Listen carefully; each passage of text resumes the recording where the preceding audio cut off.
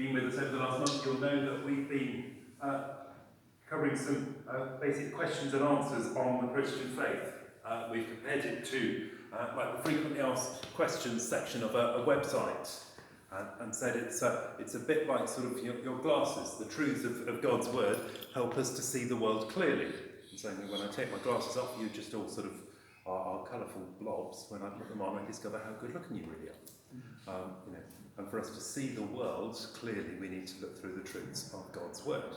And we need to have those in our minds. So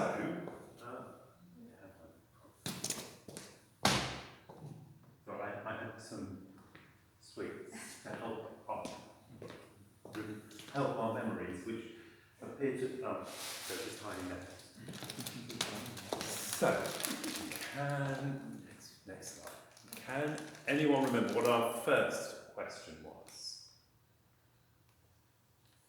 Our first question was, given that, what is our only hope in life and death? Now, slightly more important is whether you can remember the answer. You can remember what the answer was. Or am I going to have to eat all these sweets myself?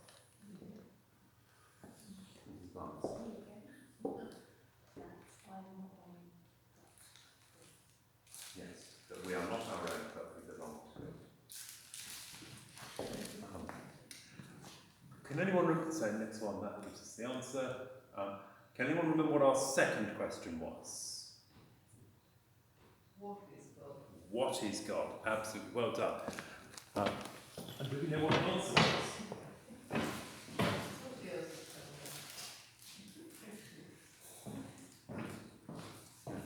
So what is God?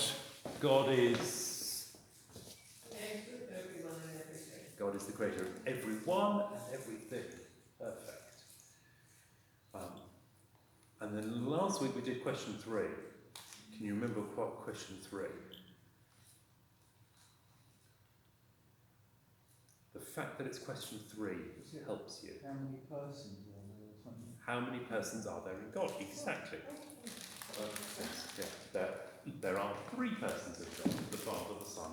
There are 3 persons in one God, the Father, the Son, and the Holy Spirit. So,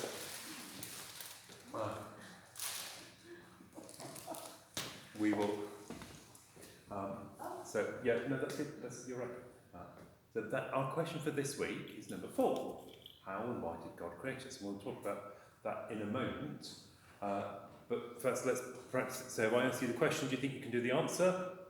How and why did God create us? God created us male and female in his own image to glorify him. So let's practice that.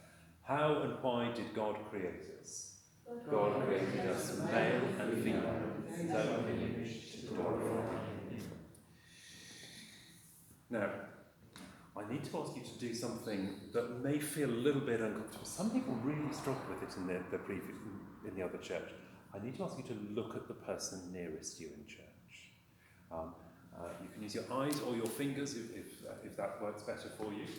So look at the person near you in church, and imagine you're going to have to do a drawing of them. So you need to look very carefully. So you're going to note the noble way that their nose curves down, the way their eyes just look kind, the intelligent slant to their forehead, sort of. So I notice, you're doing what the other people did. You're looking at me, not the person nearest you. It's really difficult, isn't it, to actually look at someone. It's your finely chiselled features. Yes. No. Okay, I'll let you pause on that. And what I suggested to the kids at the other place was that when they got home after church, that they did that for themselves. So you look in the mirror and you draw a picture of yourself, because then you've got to work out, and things like so. My eyebrows don't balance off. One eyebrow can move more than the other because I've got a scar there. That's what happens when you run into door frames when you're 6 years old. Things like that. So you notice that. Well, we talked a couple of weeks about autobiographies, and we said that God has written an autobiography. What did we say that is? What is the book that God has written about himself? The Bible. Well, today we're thinking about portraits. God has drawn portraits of himself for us. What do you think that might be? Jesus. That's true. But I deliberately said God has drawn portraits, plural. Holy Spirit. You were just looking at one. The person you were looking at was created. Because you just told me, how and why did God create us? God created us, male and female, in his own image to glorify him. That person you were looking at was made in God's image to show the world what he's like. That's what we're called to do. Now, I have got in my wallet, I've got a portrait of someone, and I bet that anyone else here who's got a wallet has got the same portrait of the same person. Whose portrait do you think I carry around in my wallet? Yours. I may have a picture of me, but I said everyone else who's got a wallet has probably got a portrait of the same person. And you may carry a portrait of me. Yes, yeah, but I don't think you know that I'm so special to you that you've got a portrait of me. Do you, Martin? No. But yeah, yes, not me, but the Queen. Yes, I've got a portrait of the Queen. In fact, I've got more than one portrait of the Queen. Now, why is it that it's her portrait on the £10 note and not mine? You're all stumped because you all think it probably ought to be mine. Well, she's the monarch. She's the... Yeah, because she's the Queen. And in case you hadn't noticed, I'm not. It shows who's in charge. And it's the same with why has God created lots of images of himself?